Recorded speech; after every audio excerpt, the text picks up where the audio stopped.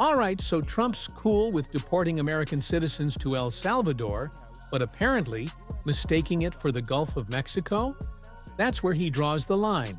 Just another Tuesday, folks. Back when Trump got his second term, everyone was freaking out, thinking he just flipped the country upside down on day one. Well, good news, it's been more of a slow, agonizing burn. President Trump is also floating the idea of sending U.S. citizens to prison in El Salvador. What more do we know? I'd like to understand more about why a democratically elected president would consider shipping American citizens off to a prison overseas. We know President Trump has talked about, quote, homegrown criminals, U.S. citizens who are convicted for violent crimes, entertaining, at least asking his attorney general to look into the possibility of deporting them outside of the United States. In a hot mic moment, we heard President Trump tell El Salvador President Bukele that he needs to build 5 more prisons to potentially house these potential citizens. Again, there's not really any legal precedent for this. No, absolutely not. There's zero legal precedent for this.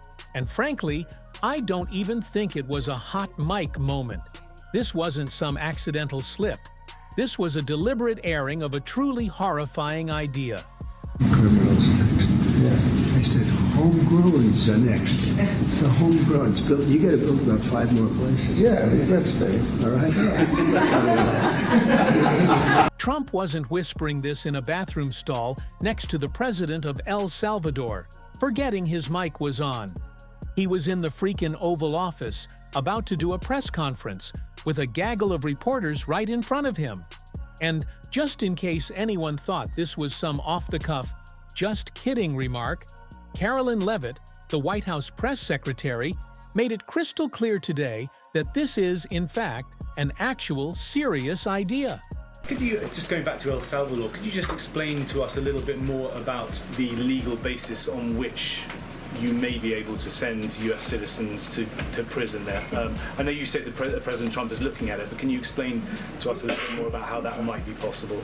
We're looking at it, and when I have more for you to share, I certainly will. See, Leavitt didn't come out and say, "Oh, that's ludicrous. We'd never consider such a thing because it's completely insane and illegal." Instead, she said, "We're looking into it," which, let's be real, means there are probably a bunch of sleep-deprived, Trump-loyal lawyers at the Justice Department right now, contorting themselves into human pretzels, desperately trying to find any loophole, any twisted justification to tear our Constitution to shreds. The phrase, "we're looking into it," is their seemingly polite way of slowly normalizing the unthinkable, shifting the Overton window. And that was just one example today. Another shining example of this administration's attempt to gaslight the world into believing their actions are perfectly legal is their constant use of straw man arguments, hoping someone will take the bait and waste their breath refuting them. Incredible law enforcement officers are arresting violent illegal aliens from American communities every day. Here are a few examples from the latest ICE report, which I received this morning.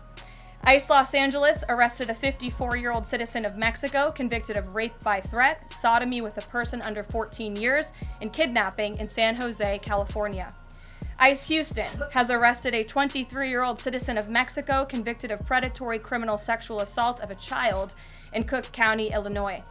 ICE Houston arrested a 64-year-old citizen of Honduras convicted of murder in Los Angeles County, California. On that note, the Democrat and media outrage over the deportation of Abrego Garcia, an MS-13 El Salvadorian illegal alien criminal who was hiding in Maryland, has been nothing short of despicable.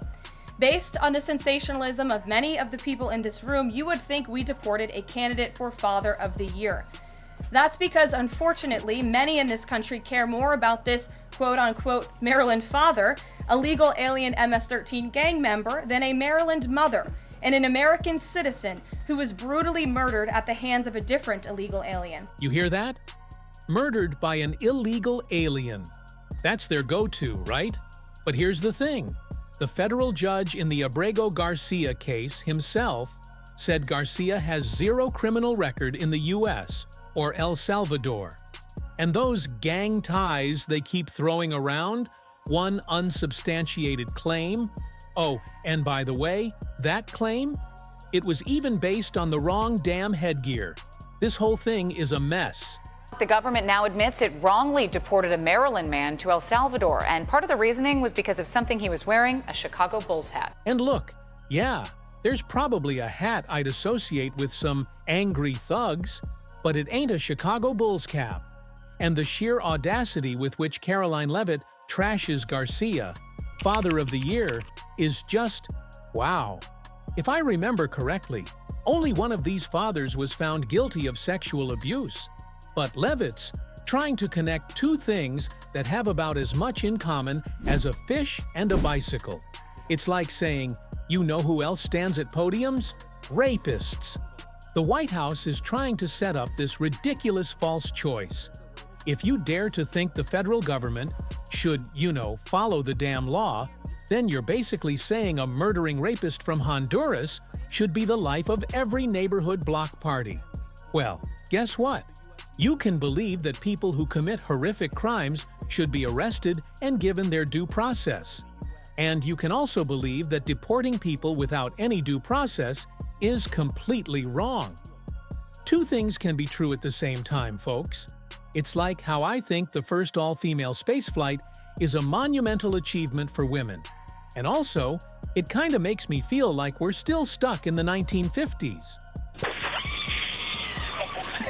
Hear that screaming inside the capsule? To give them a tiny bit of credit, I think there might have been a spider crawling on the inside of the glass. But seriously, these are Bush League intimidation tactics designed to silence anyone who dares to defend our democracy by, knowing the law. They're trying to completely normalize their outrageous behavior, make it seem like it's just business as usual. And they do that by banning news outlets that refuse to play along with their bizarre renamings of geographical features, and instead keeping around reporters who ask softball questions like this. American citizens, 2 Central American prisons. Is it legal, or do you need to change the law to do it? Yeah, quick follow-up. Chopping off someone's head with a machete, legal, or does that require a law change?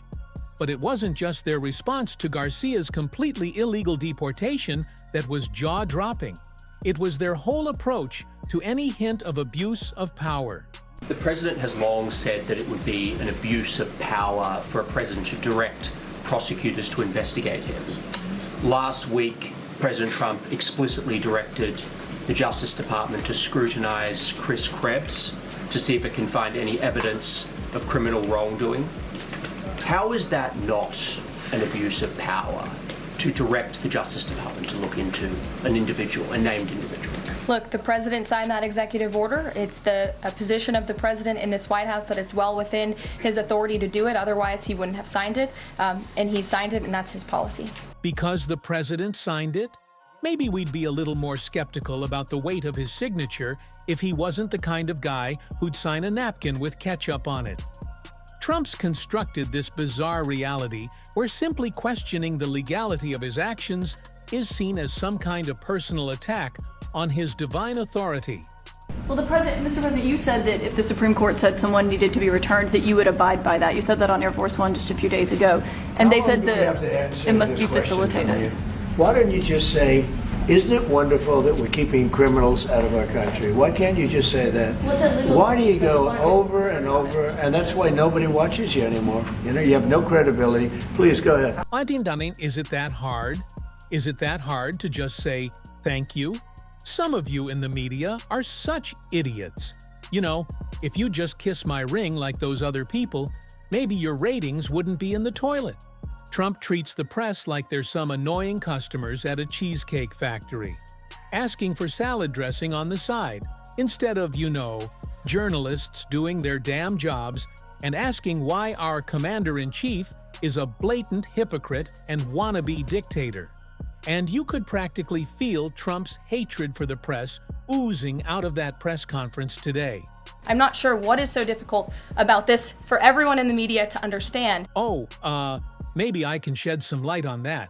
See, the media and, American citizens and millions of other people around the world are watching a White House press secretary defend an administration that's thumbing its nose at a Supreme Court ruling, automatically lumping all immigrants in with murderers and rapists, proudly repeating the talking points of a foreign autocrat, and, with an unsettling level of comfort, endorsing the completely illegal deportation of American citizens to a foreign prison. So, yeah, that's why it's a little hard to understand. We're all watching this administration perform the world's slowest, most agonizing magic trick. But instead of pulling a rabbit out of a hat, they're making our basic freedoms vanish before our eyes. Before you head out, if you dug this and want to see more and support independent media, please hit that subscribe button. Thanks for watching.